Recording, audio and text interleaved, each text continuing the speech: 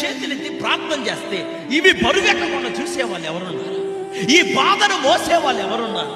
చేతులెత్తి మా కోసం ప్రార్థించే మా దైవజనుడు క్షేమంగా ఉండాలి ప్రభువా, ప్రయాణాల్లో తోడుగా ఉండు ప్రభువా.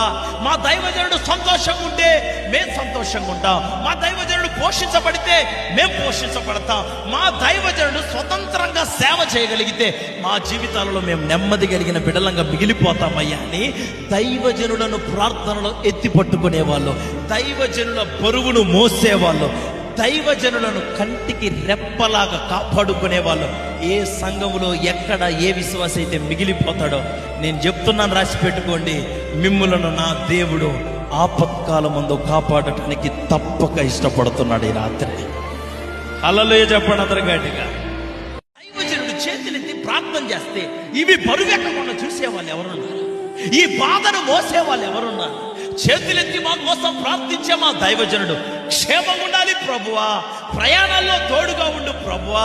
మా దైవజనుడు సంతోషంగా ఉంటే మేము సంతోషంగా ఉంటాం. మా దైవజనుడు పోషించబడితే మేము పోషించబడతాం.